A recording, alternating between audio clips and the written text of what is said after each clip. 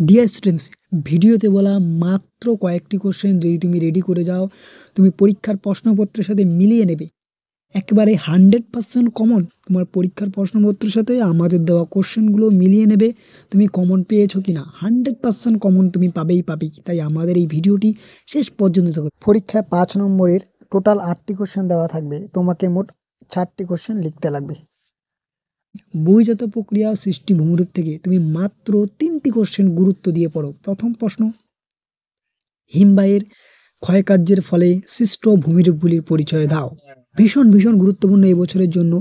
দ্বিতীয় প্রশ্ন, হিমবাহ ও জলাধারার মিলিত কার্যের ফলে সৃষ্ট ভূমিরূপগুলির পরিচয় দাও। এই দুটি কোশ্চেন ভীষণ গুরুত্বপূর্ণ এবছরের পরীক্ষার জন্য। এছাড়াও তুমি আরও একটি কোশ্চেন গুরুত্ব দিয়ে পড়ে যাও, বায়ুর সঞ্চয় কার্যের ফলে গঠিত ভূমিরূপগুলির চিত্র সহ পরিচয় দাও। এই 3টি কোশ্চেন তুমি প্রথম অধ্যায় থেকে ভীষণ গুরুত্ব দিয়ে পড়ো। পরীক্ষায় কোশ্চেন আসলে এই 3টি থেকেই আসবে। পরবর্তী অধ্যায়, দ্বিতীয় অধ্যায় বায়ুমণ্ডল।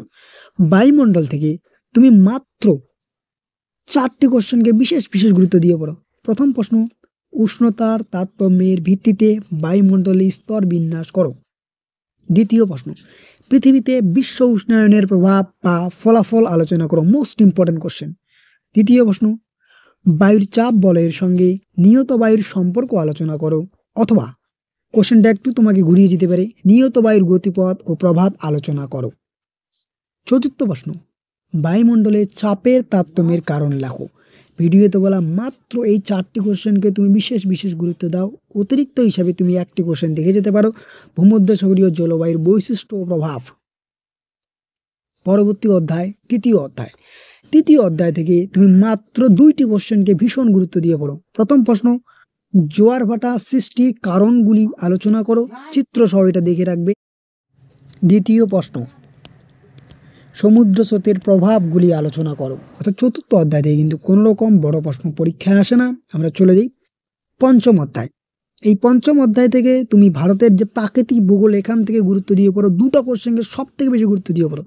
প্রথম প্রশ্ন, ভারতের পূর্ব উপকূল ও পশ্চিম উপকূলের মধ্যে পার্থক্য লেখো। দ্বিতীয় প্রশ্ন, প্রস্থ বরাবর হিমালয়ের শ্রেণীবিভাগ করো। অবশ্যই এটা চিত্র সহ একটু করে রাখবে।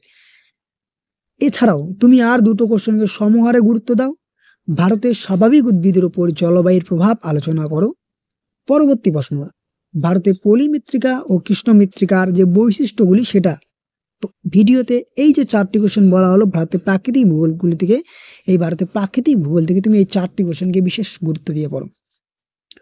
সর্বশেষ ভারতের অর্থনীতি। এই ভারতের অর্থনীতি থেকে তুমি মাত্র 4টি কোশ্চেনকে ভীষণ গুরুত্ব দিয়ে পড়ো। প্রথম প্রশ্ন, ভারতের গম, চা, আখ চাষের অনুকূল ভৌগোলিক পরিবেশগুলি লেখো। ভারতের গম চাষ, চা চাষ, আখ চাষের অনুকূল ভৌগোলিক পরিবেশ, এই 3টা টপিক তুমি ভীষণ গুরুত্ব দিয়ে পড়ো।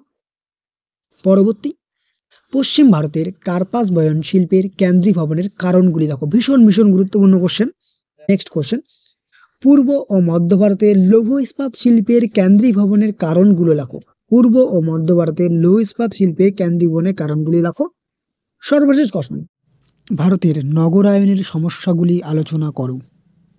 অতিরিক্ত হিসেবে তুমি একটা কোশ্চেন পড়ে যেতে পারো, ভারতের অর্থনীতিতে পরিবহন ব্যবস্থার গুরুত্ব রাখো। এই যে মাত্র কয়েকটি কোশ্চেন বলা হলো, যদি তুমি এই কয়েকটা কোশ্চেন পড়ে যাও, একটু 100% শিওর তুমি পরীক্ষার প্রশ্নপত্রের সাথে মিলিয়ে নেবে কমন পেয়েছো কিনা।